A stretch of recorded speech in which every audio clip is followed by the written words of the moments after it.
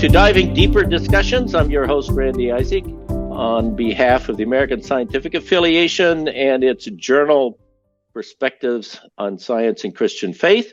We are discussing the lead article of the September 2023 issue. And the title of the article is Women in the ASA, Past, Present, and Future. The authors are Janel Curry and Chappell, and we're delighted to have both Janel and Dot with us today. Welcome. Well, thank you. It's good to be here. It's great to be here. Good to see you. You two are so well known in the ASA that it doesn't seem like I need to do any introductions, but I think there are a few people here who are new, or at least they've joined ASA recently and may not know your backgrounds as much. So let me just explore each of you, a little bit of your background. Janel, let me start with you. I know you live in Grand Rapids, but I dare say you weren't born and raised there, were you? No, I wasn't. My father was a Baptist minister, so we moved around quite a bit, but I spent most of my growing up in Canton, Illinois, which is near Peoria. That's great. So you're Baptist from young on, is that right? That's right. That's okay. Right. So did you go to a Baptist school then, or where did you go to college? Well, I first went to William Jewell College in Liberty, Missouri, but then I transferred to my family college, which is Bethel in St. Paul.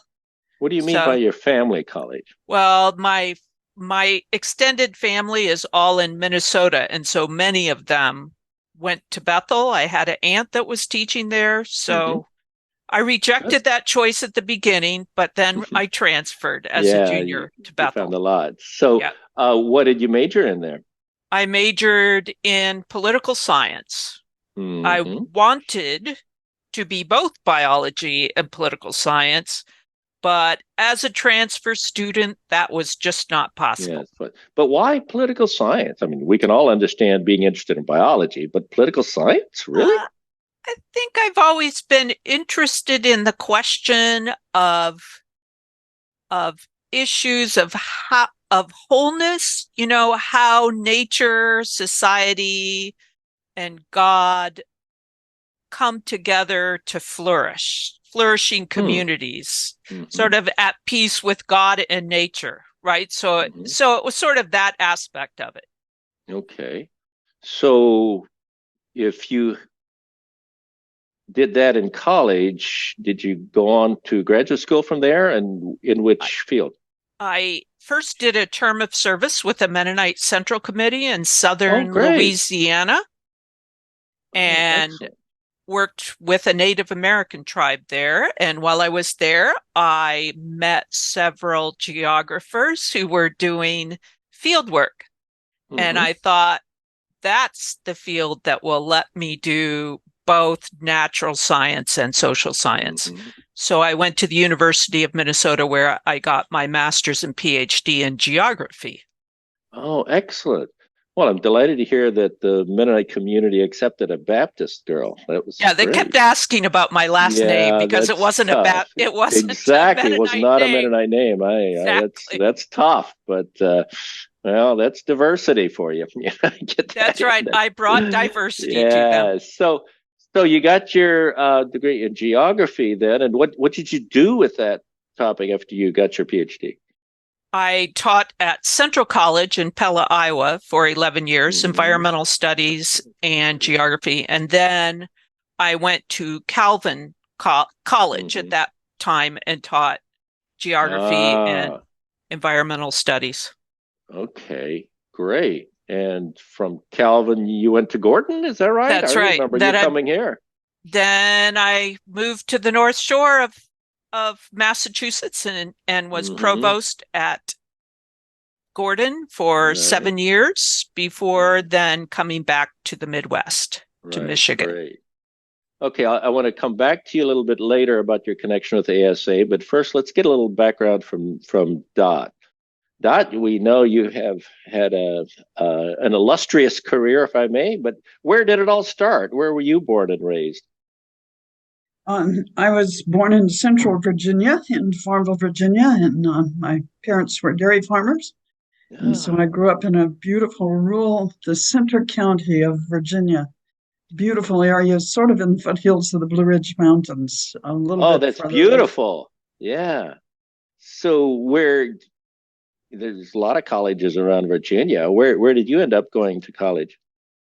I went to Longwood College in Farmville, Virginia, and had a great time there. Longwood, I'm not familiar with it. Is that is that a private school, obviously a Christian school or a secular school? It's part of the Virginia system of schools, actually. So it's a public school. Okay, very good. And you majored in biology, of course, with a minor in history. A minor in history, good combination. Yeah, okay. So you graduated from there? Yes, I did. And went on to graduate work where?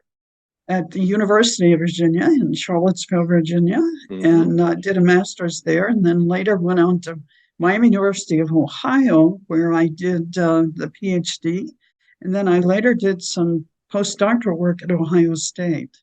All right, so you got a base in Ohio there, which is great. So when you finished all that, how did you start your career of earning a living? Well, Edwin Yamauchi, who actually was a wonderful member of ASA, and William Wilson both recommended that I join ASA. That was when I was doing my doctoral work. And as I was during the last year, they noticed there was a position at Wheaton coming up. And actually, both of them approached me independently and said, "Dad, you really need to apply for this position." And left the job description on my desk and chatted with me a bit. And so I applied. And as it turned out, I had applied to other things as well. But it worked out for me to go to Wheaton. Oh, great. Okay. So you kind of flipped from Wheaton to Gordon to Wheaton. Is that correct? Yes. After being at Wheaton and teaching for a while, I went to Gordon and served as the academic dean there for about 5 years, and then came back to Wheaton as the dean of natural and social sciences. Right. All right. Continued to serve on the board at Gordon, and when I was at Gordon, I served on the board at Wheaton. Good, yeah. Do I vaguely recall that you had some international experience sandwiched in there somewhere? As I recall, you've had a number of assignments as well. Yeah, I have. I've been to quite a few places, but I did a Fulbright in New Zealand and Australia and Fiji. I thought you had some experiences there. Good. Yeah. Okay. And have done work on the algae from sort of the North Pole to the South Pole to the Dead Sea. Lots of people think nothing grows in the Dead Sea. I'm here to tell you there's a green alga that lives there quite well in that saline condition. Yeah. Yes, I thought you had a broader history than just Wheaton and Gordon. Yeah, it's great. It's great. We'll come back to you in a little bit about ASA, but let me just poke a little bit about Janel. How did you learn about the ASA? Why did you join? When? I realized when I was doing this project, reading through 50 years of newsletters, that I learned about the ASA when I was in graduate school at the University of Minnesota, because Bill Monsma was on InterVarsity staff first with and was over the Graduate Student Christian Fellowship. And then he established the McLaurin Institute. So he was an ASA member, and he brought all kinds of ASA members in to speak at the University of Minnesota. So I've known about the ASA since that time. And then I joined the ASA in the late 90s when I went to Calvin. Okay. So Calvin, you were part of that. So obviously you're connected a lot more closely than that to the ASA. So you were a member for a long time. How did you up your ante here and get involved with the ASA board and all that? Well, I think it was John Wood that came to me about being on the board. I'd gone to quite a few meetings and gave presentations and done various things. In fact, I met Dot through the ASA. I remember when I was at Calvin meeting her at one of the meetings. But then I got on the board in probably 2020 in the midst of COVID. And from there, then I've moved into becoming the president of the ASA a year ago. Excellent. Well, that's great.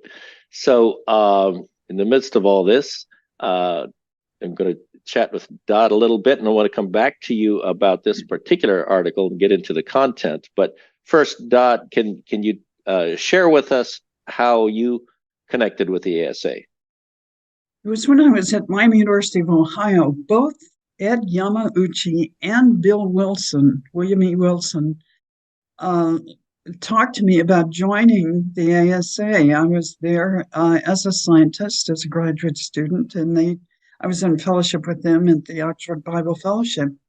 And so Ed came in and left a little thing on my desk, and Bill Wilson, I think, did the same thing and said, "You got to join."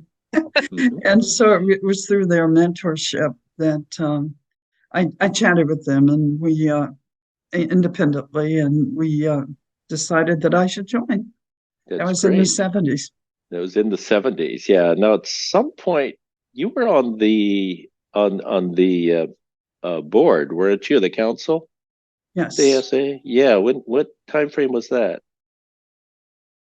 I forget what years those were, but I know you've been active and we're part of the council at some time. Yes, and I'm not quite sure which years those were. That's okay. Didn't review that before we got on. Well, you've certainly been an active participant and leader in the ASA. We appreciate that a lot. So let's focus in on this particular article. What prompted the two of you to work together on this and pursue the topic of women in the ASA? Janel, you're the lead author. Did you get the ball rolling and get that involved, or how did this happen? I think probably it was in conversations with Dot, because Dot had written an article early on with one of her colleagues from Wheaton about women in the ASA. So that would have been back up into the 80s or 90, and looked at some of the data, particularly the women at Wheaton who had been involved. And so we just talked about, needing to answer the question of what kind of involvement was there. And so I ended up going to Wheaton to visit Dot, and we went to the archives because that's where the ASA archives were. And so we just started gathering material and asking questions and trying to put it into a spreadsheet. So we just started. I think that was before COVID, so it was probably January of 2020. So it's been a long process. So you didn't particularly start out with having an article in mind. You just were interested in the topic and wanted to know more information. Right. I think we're both want to see the data. Right. To be able to understand. So Dot, what was your motive and driving force? I had actually had a student working with me pulling some of the data prior to that. And so that's when I talked to Janel, and I was very interested in the women in the ASA because when I joined, there were very few women. And I just thought it'd be interesting to look at that question. And so we did. It was fun to have the archives as a source that was reliable for us to take a look at that. Well, I certainly do remember both of you probing everywhere. You asked me a lot of questions about things I couldn't answer and didn't always have the data, and wasn't so easy to find the data in a format that you could deal with. So I know you had to do a lot of digging and putting a lot of things together. So let me ask you a little bit more about the content before we open the microphones to the general audience. So if you kind of had to summarize, what is the message of your article that you'd like people to remember? What's the key point that you want people to know? Janel? Yeah, I think one of the key points is that the story of women in the ASA very much parallels the story of women in professional science societies in the United States. So it's reflective of those larger trends. I think in some ways, I might have expected the ASA to be behind in those trends just because of the conservative faith community it comes out of, but it really was parallel. And I would say from the beginning, people like Walt Hearn, the editor of the newsletter, were very strong advocates for women. And then I would probably say too that where we were not in sync with those national trends has been later in its history. So part of what we talk about in the article is just raising questions about why that was, and also the fact that we know very little about women in science in the evangelical community. We really know very little. Okay. Dot, you want to add anything to that? Well, Ed Yamauchi and William Wilson were strong advocates for me to join the ASA. In fact, both of them visited my office during the time I was working on the doctorate, and somehow they thought that as a Christian, I should join. They didn't talk about gender, and I wasn't thinking of it at the time. It was just scientists get together and talk about faith issues.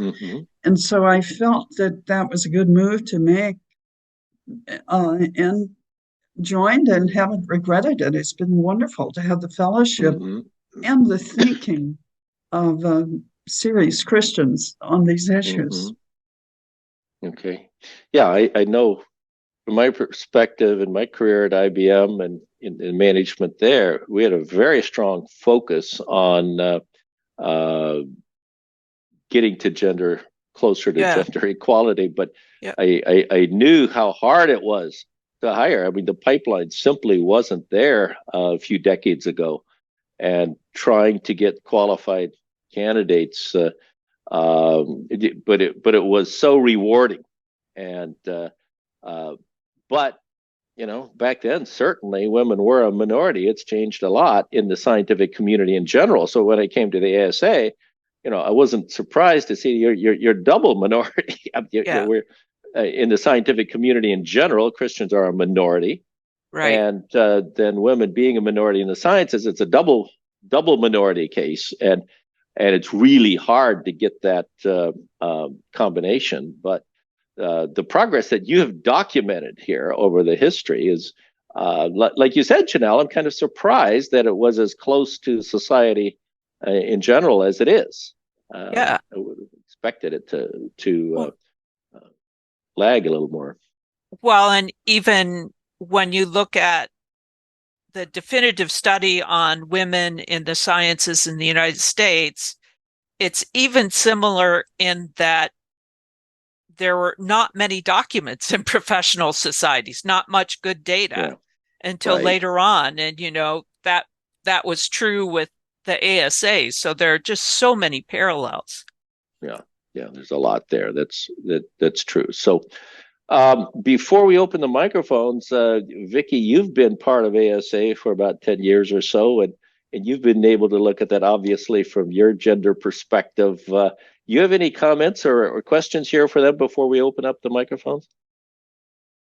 Yeah, first of all, I just want to say thank you to Dot and Janel. I know it was a huge amount of work, and I know I fielded a lot of your questions and finding different member lists and such, and just really appreciate the work that you've done. I think it's going to kind of draw a line in the sand and be useful for years to come. And I'm thinking back to ASA 2022 at Point Loma when you actually presented the findings, and that was a well-attended seminar. So I'm pleased to see that your work has been published in the journal. And Janel, I was reflecting on your comments about flourishing communities, and I very much agree that thriving in an organization directly correlates to clear policies and procedures and thinks about how to make structures inviting to all. And I know we've done a lot of work in the ASA in this area. And just in terms of the ASA tracking closely with the society at large, you also did say in your article, I'm going to ask two questions, so bear with me as I get through them. I'm curious why you think the ASA lagged behind. You said, I think, more than a decade in its attempts to increase women membership and not making gains until after 2010. And then you also addressed the issue of the structural barriers. Yeah. And I think three of them you mentioned were the start of CWIS, which, Randy, I know you were instrumental in supporting with Lynn Billman, the Constitution and bylaws changes that took place, and then the pandemic as well. Yeah.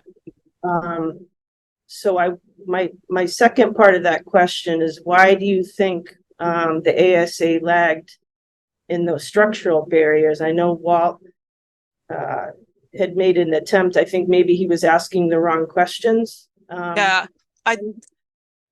think that the issue is not the intent. So there's the desire to have more women, but I think often evangelicals don't do the structural analysis of what are the ways we're operating that keeps people from being able to participate. So I think one of the things we found is some changes in the structures that then just sort of opened everything up. And so one of the things I speculate on is it because evangelicals tend to be more individualistic in their understanding of society and change versus those that would be more structural in understanding? So the things that really changed, CWIS was a huge one. And Randy, we thank you for supporting that, because it's almost like the need for groups to be able to meet together. And I think that that's something we could learn about other subgroups. And then just the opening up, well, one of them was running people against each other for council.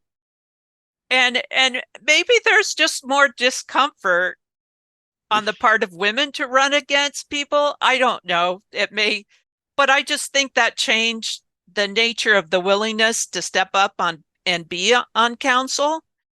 And then also that it allowing some people to be on council that were not fellows. So again, broadening it a little bit, those structural issues. And then I think the pandemic, it just opened up more avenues of engagement, I would say, because I think for women to go to a national meeting, there's the issue of if their parents, arrangements, because usually families don't go with them necessarily.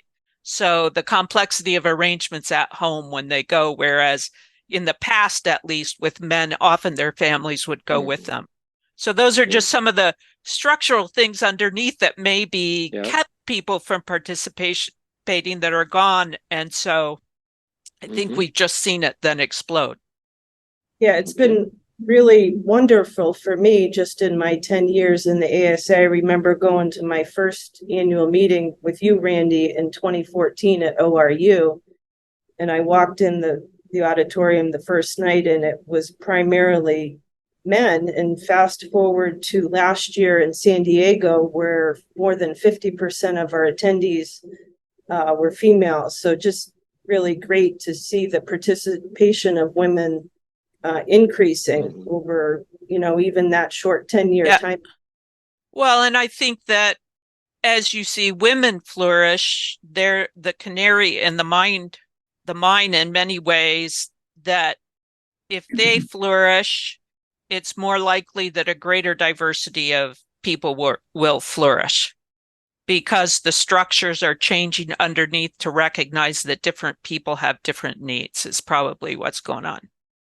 And I think it's important to reflect upon the national demographics of women in science. Yeah.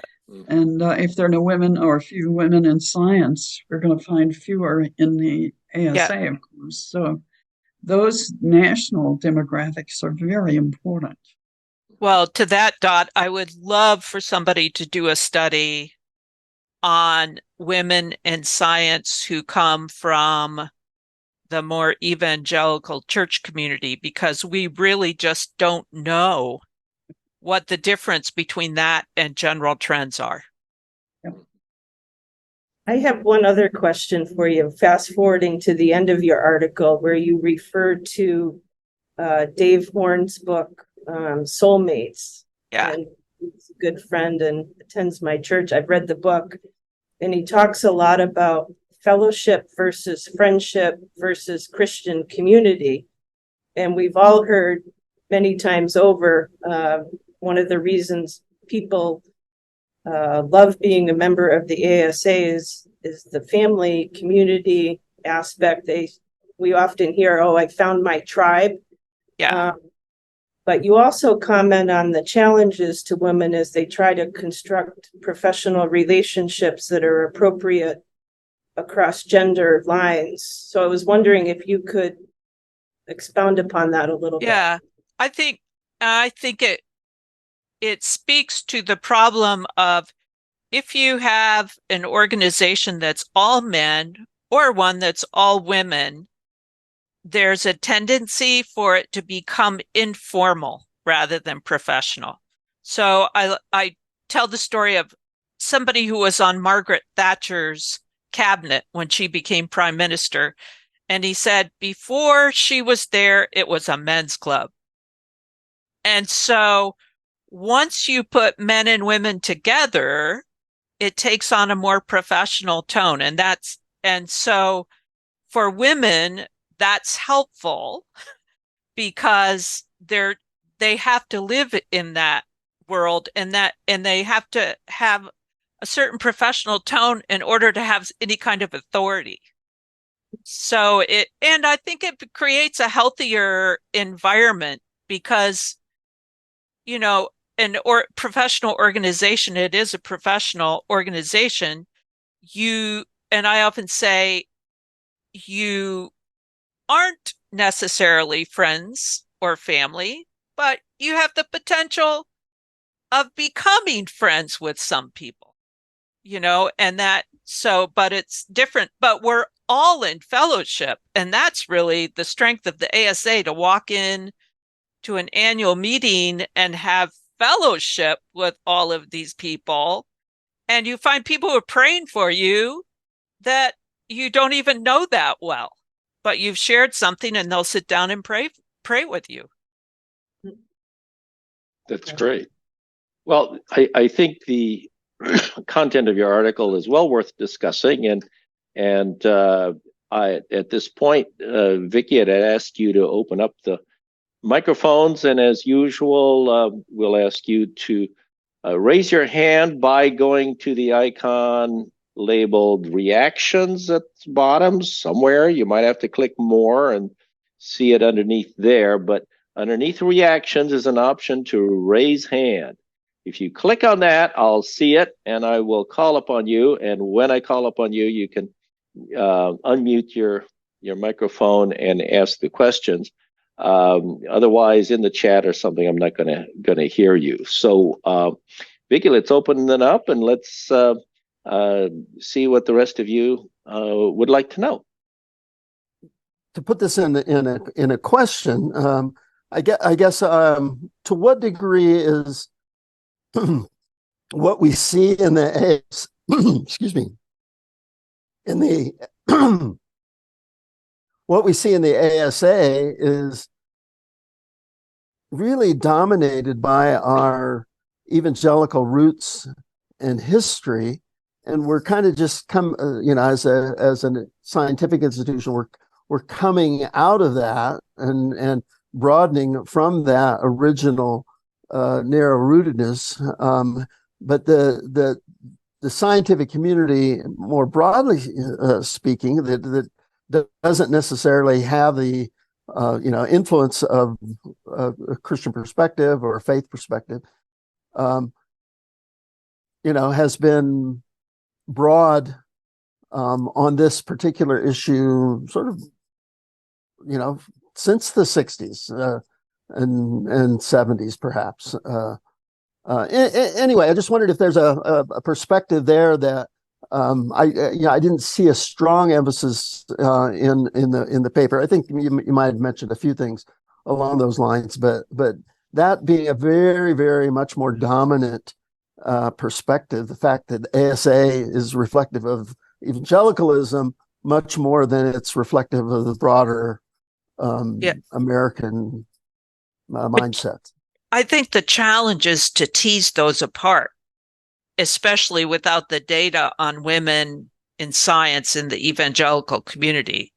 Because I think one of the surprises, at least to me, was that the ASA was very parallel to other scientific professional associations.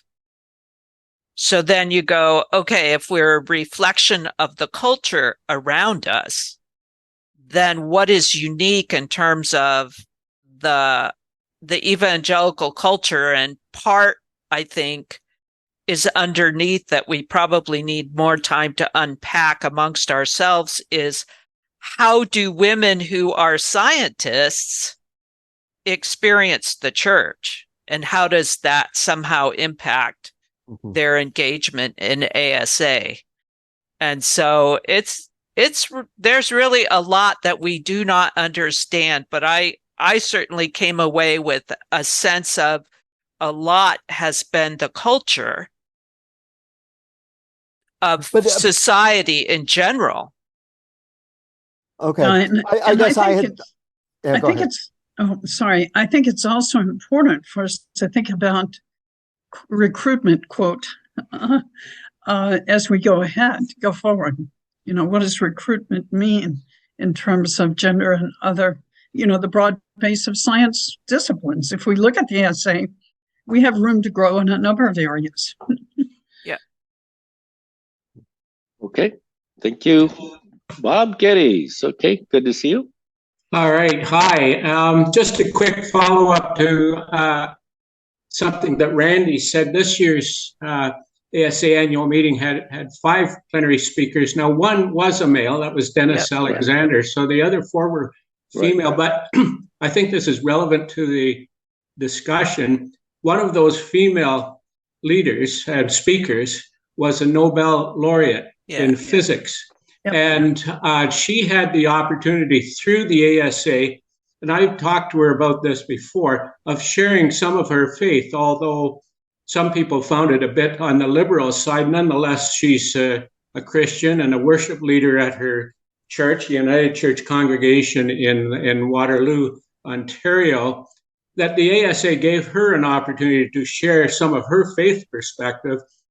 She's been going all over the place speaking now because of her Nobel Prize, but she doesn't often get the opportunity to share her faith. So the ASA played a role in allowing her to do that. But I just wanted to add, in terms of the context of the paper that we're discussing and the discussion, that here is a situation of the ASA having a Nobel Prize winner as a plenary speaker who was, well, I'll add she's a Canadian, but who was female.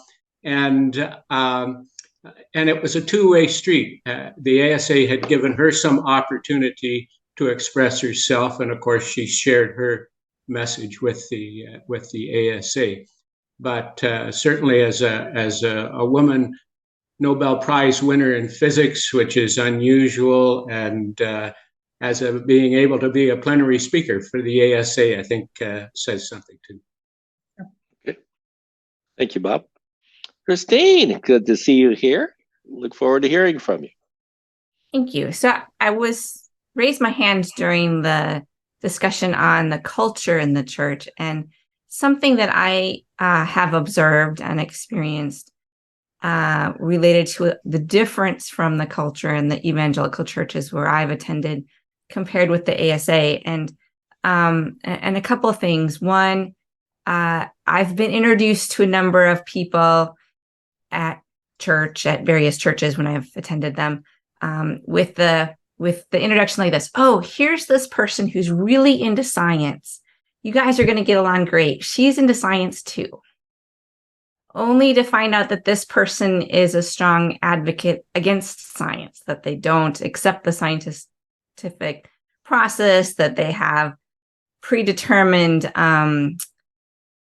a priority commitments kind of based on their theology of a particular view of creation that isn't one that you would come to from a scientific perspective by following the evidence. And the person introducing me in each situation couldn't tell or didn't know or wasn't aware of any difference. They didn't know what the scientific process was. So telling me about someone who maybe likes some scientific facts or can spout some scientific ideas is not the same as someone who follows the scientific process and is really into science. And so that's a language thing, right? That cultural thing. And during the pandemic, our family was looking for a new church, and I sent an email to a bunch of churches in the 10-15 mile radius of our home, just to try to learn more about the churches and the community.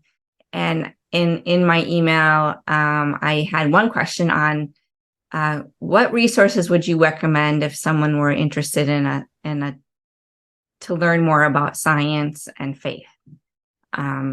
And without exception, every church that responded to me, which was really quite a low percentage, and disappointing, to be honest, but every church that responded without exception only pointed to resources that were opposed to mainstream science.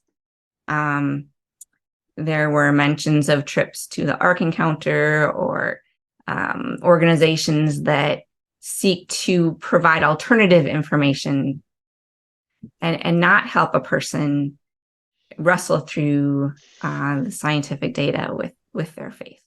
So there's definitely a cultural issue and language issue in that I think a lot of churches don't even perceive the need for encouraging the scientific community in their faith journey. So, Christine, my question would be, do you see a correlation between that and also the issue of women in those same churches? Well, sure. Right. I mean, I went to a women's tea and sat next to someone who was sharing her wonderful experiences with the creation tours at the Grand Canyon to learn about what the Bible says about how the Grand Canyon formed. And I sat there and went, the Bible doesn't talk about the Grand Canyon. And it turned out that this happened to be the keynote speaker at this event that I went to. Yeah. And I was just like, oh, that's... shows the challenge of finding a peer group. Right. It was, how do I engage in this when perception of science is really not science? And where is there a place to fit? Maybe we turn to the ASA, and that's why we're joining the ASA to find community and have a peer group when our home community doesn't have a space for us. Yeah. Okay. Good point, Christine. Thanks for sharing that. Mary, you had your hand up for a little bit. Did you withdraw it, or you well, you know, I don't want to move this in the wrong direction, but I just recently read the ASA mission statement, and I was happy not to find the word evangelical in it, because that's become so negative. I want to distance myself from the anti-everything, you know, like Christine is saying, oh my goodness, let's do real science here. But that's a tricky thing. Right. So anyway, offhand comment. Okay. All right. Thank you. I'm half tempted to call on some of the other women, but I'll refrain. That's not nice. You still have a chance to raise your hand for a little bit. But what I would like to ask, John, you're not one of the women here, but I'll let you talk in just a minute. But Janel and Dot, what I would really like you to address from your own view, and it's not really explicitly addressed by your article, is what do you think the ASA should be doing right now that it isn't in order to improve the whole situation in terms of the gender interactions? So think about that while we let Judy talk a little bit. Okay, and John, you put your hand down, so you're out of it. But Judy, go ahead. Yeah, I think finding a fellowship group is a really important thing, and I just want to address that. In my own life, I have been just about all the churches that I've ever attended have been very, very, very conservative views about women. In my own family, very conservative views about the roles of women in leadership. And even at the Christian University, which where I taught for many years, was extremely conservative. At one time, big discussions about whether women could be in serious leadership positions at all. Though that was at the time of the Eastern Conference, so the Eastern Conference really helped me a lot. But finding a peer group has always been a problem for me, and I just, ASA has filled that gap for me again and again and again. And Walt Hearn, for example, played a really big role in my life as a woman trying to get established again in science, but a single parent. I found Walt's encouragement as someone who had also been divorced and remarried. Walt and Ginny really helped me a lot. So ASA has been like a lifesaver for me. Yeah, I cannot say enough about the need to find a community where all those aspects of you you have in common, because that's why I ended up going to Calvin, because I needed to be with other women who felt called to be scholars and who are also parents, right? You need to have those different groups that you belong to. Yep.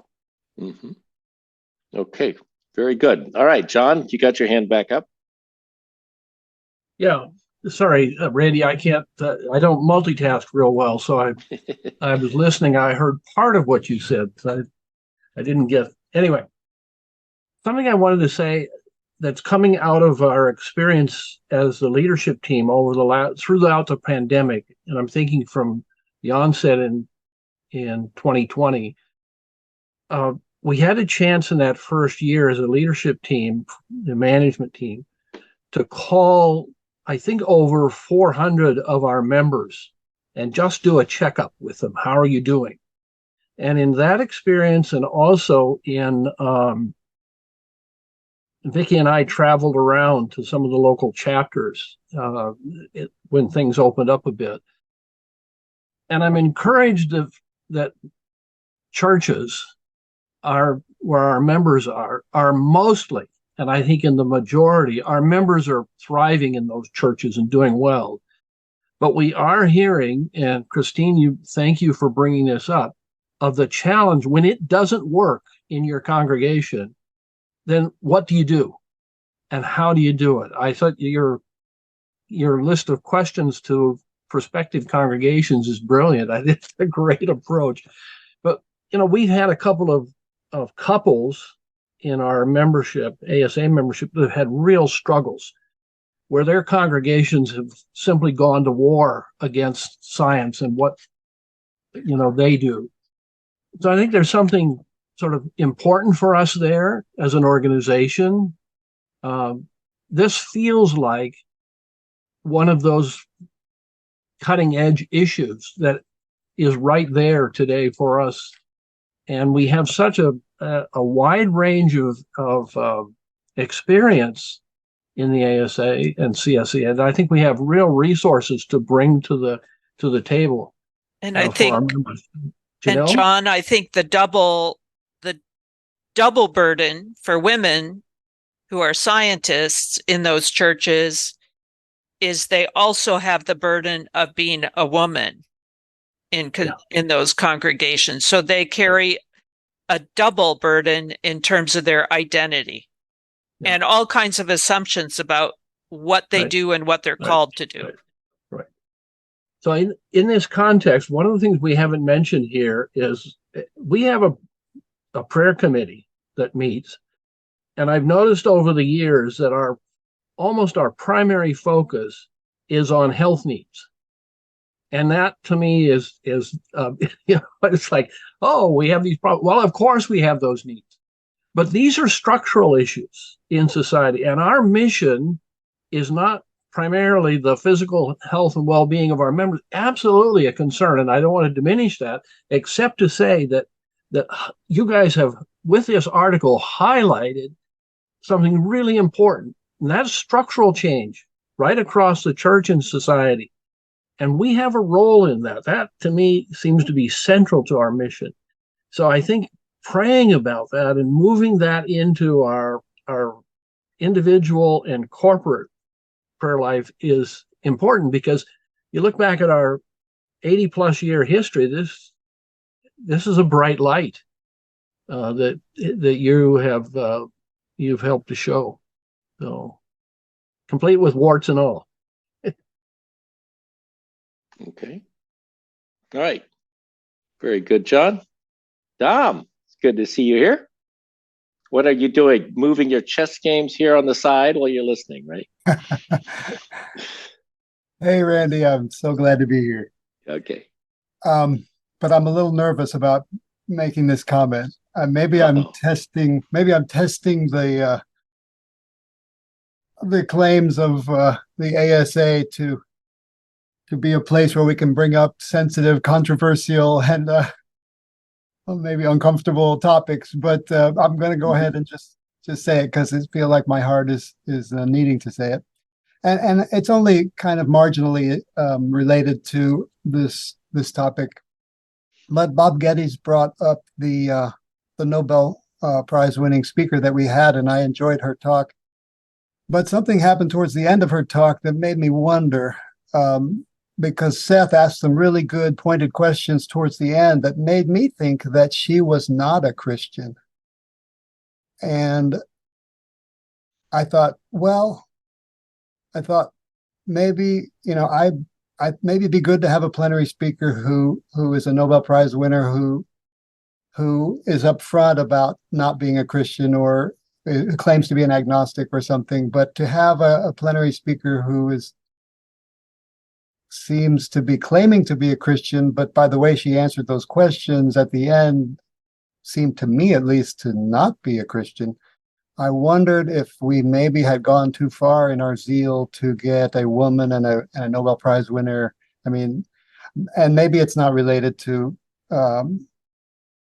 gender at all, but that was my thought when Bob brought that up, and I just thought I wanted to share it and see what people thought.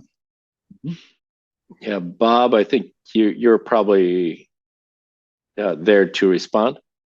Yes, thank you. And yeah, thanks, Dom. I was somewhat expecting that possible point to be brought up. That's why I mentioned her liberal theology.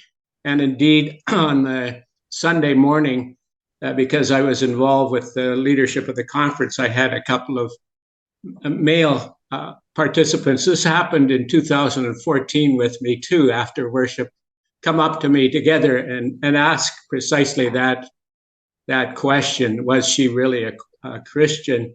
And so we had a very good and open discussion, and I think you raise a very important point.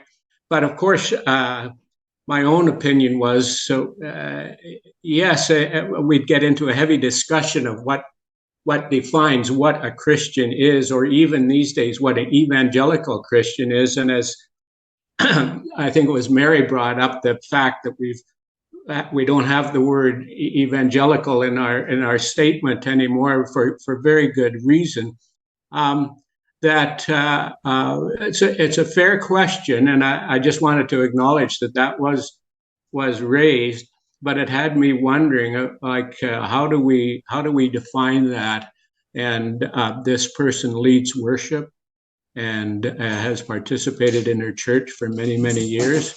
And so I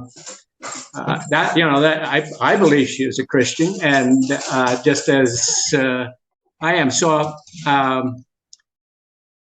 but she's also female, and I wondered, with the two gentlemen that brought that point up to me on Sunday morning, I had the same experience in 2014 when our female worship leader shared some of her own songs, and they were questioning a bit of the wording on it. And I have to say, these two people, like before, come in pairs and are very sincere, but and raise questions that maybe we should ask, but I'm not sure how we would approach defining a very good answer as to is that person a Christian or not.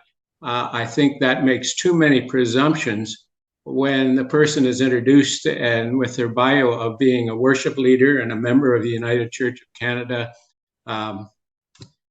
It adds to the breadth of our whole ASA experience and our membership. But I'm glad, Don, you raised that, because I was expecting it, and it brings forward perhaps an important point we should be aware of, and it comes in even more seriously when it comes to the question of the person being female.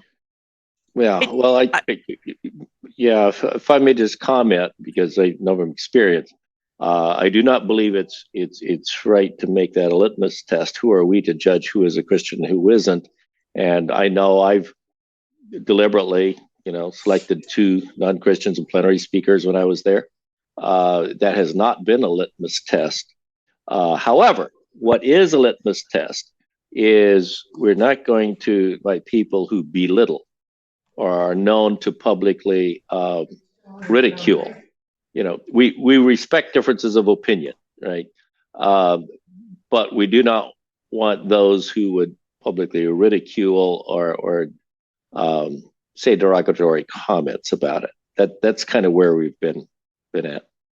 It's an interesting conversation, because I didn't even think about the issue of her being a woman. I just thought of her as being a Nobel Prize-winning physicist who's in Waterloo. Yeah, right. Exactly. Yeah. Same here. Yeah.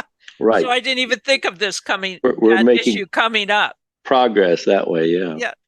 All right. Thanks, Dom. Terry, you have a comment there? Yeah, I think I'll just share my perspective that I have about the ASA in general, that I think is relevant to this broader question that has just been raised, and that is that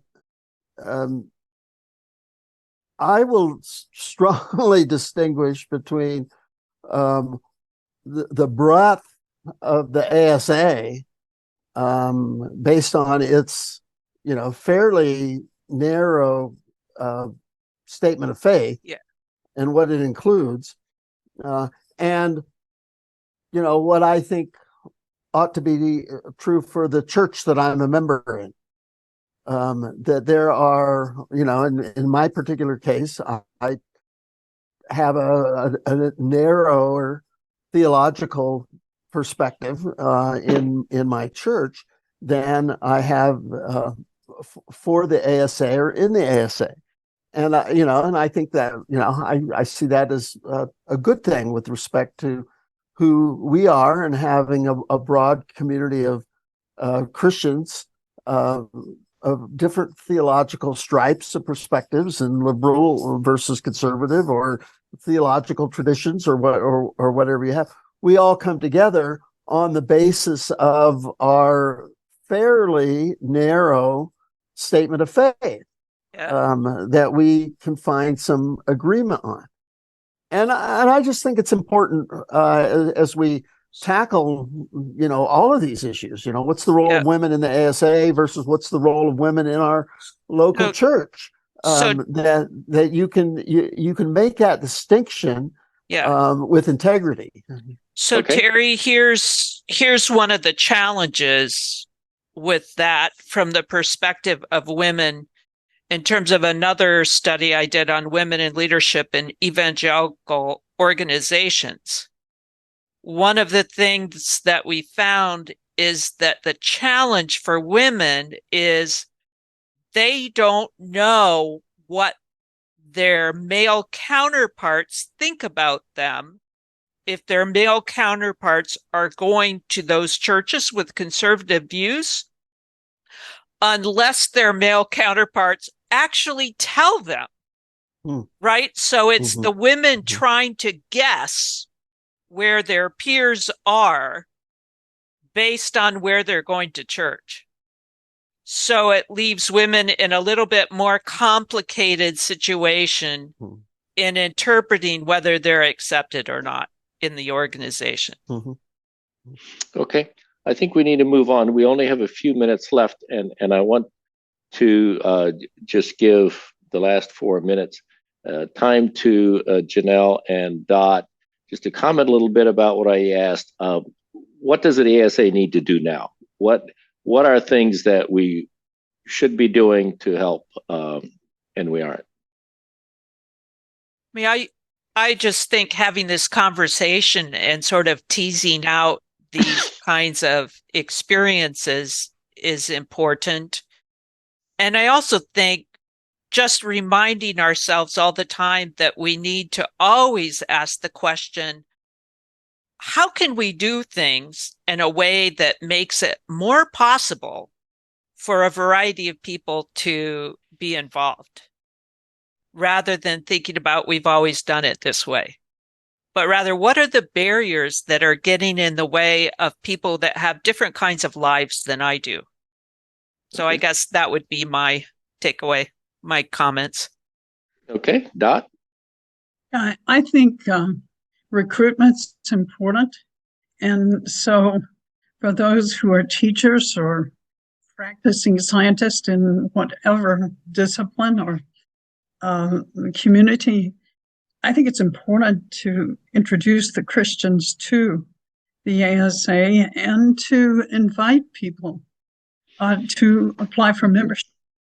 And so I do think recruitment is a very important aspect of our role, whether it's with students or colleagues or members of the church even. So, that are in fellowship and that are very interested in science. I think it's really important to follow up on those things. Okay. Can I make one more comment? Sure. Sort of following up on that is to draw on something Jennifer talked about with that retreat for women in the late 90s.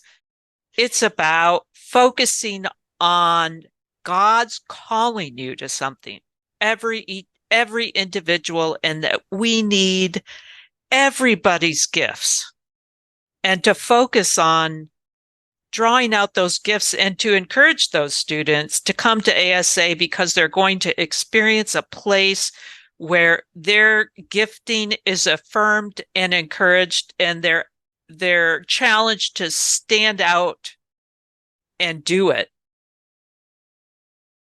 Okay. All right. I think, Jennifer, we only have 30 seconds left. Was that your hand up real quick? Christine's hand was up. Well, Jennifer's was also. She clapped. All right. Fair enough. Okay. So, Janel and Dot, I want to thank you again for an excellent piece of research and article. Thank you for making this conversation open and bringing more awareness to the entire situation. So we appreciate that very much. Thank all of you for attending and look forward to seeing you in our program in November. Thank you, everybody.